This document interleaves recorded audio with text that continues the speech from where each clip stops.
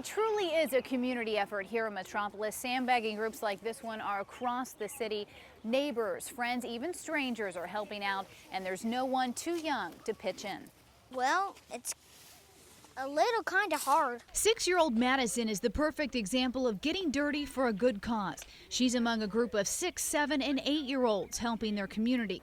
With cars underwater and some being evacuated by boat, help is very appreciated at this point. It's wonderful to have them. So I was very worried because I thought that this house was going to go underwater, but look at this. We met an ecstatic 77-year-old Miss Lucy. Her Spanish student showed up and made her day. She calls them her angels. Oh, my angels, my goodness, they are so nice. I am a teacher, and look at they came over here to help. That was wonderful. Thank you very much. And across town, a very gracious Kerry Bowman says high school students helped save his home too. All the help is the reason my house is still there.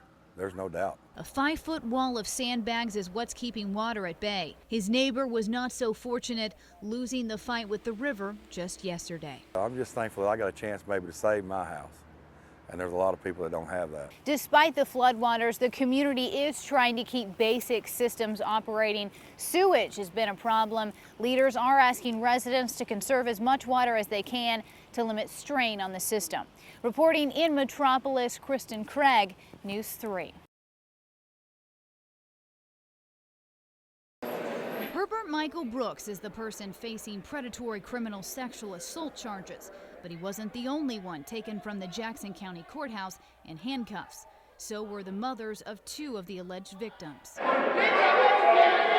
It was the mothers of the young boys who acted out in the courtroom.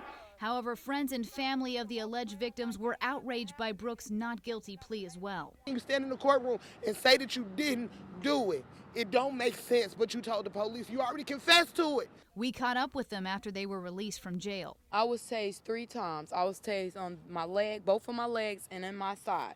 And that's the marks. I thought they was going to throw me over the railing, to tell you the truth. Florenstein is the mother of 3 of the alleged victims under the age of 13. She expected Brooks to plead guilty. She says police knocked on her door, explaining Brooks had offered up her children's names during questioning concerning another child. Next thing I got detectives coming to my house telling me he confessed to sexually molesting my kids. That's where all this come from. She says her boys came to know Brooks while he was employed at the Boys and Girls Club.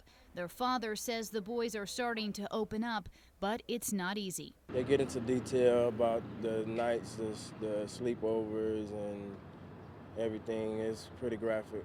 State's Attorney Mike Websick plans to consolidate the different cases into one jury trial, but he isn't ruling out even more charges against Brooks.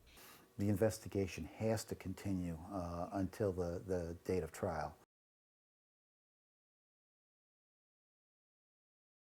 For 13 years, they have been feeding on root sap, waiting. They're always here. It's just that most of the time they're underground. Researcher John Cooley left his Connecticut family for a month to study cicadas in southern Illinois. You can't possibly help but notice these. Known by their red eyes, this species last emerged in 1998. Cooley says Illinois has more cicada species than anywhere else, including the annual cicada, the 17-year cicada, and this year, the 13-year cicada.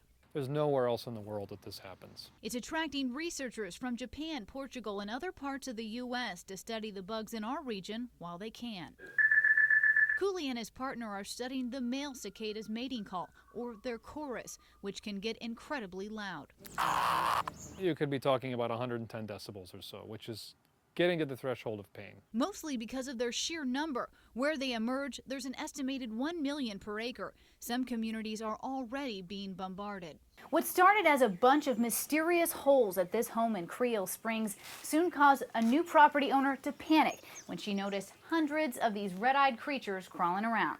I thought I had an infestation. Yeah, I was ready to call Orkin or somebody to get them out here to get rid of them. Mary Glaze was relieved to find out they don't bite or sting and are only a danger to young plants, while Cooley finds this emergence fascinating. I guess you'd say you're kind of lucky here in southern Illinois. Not everyone agrees. I'd like to get rid of them, to be quite honest with you. I don't like them. In Williamson County, Christen Drew, News 3.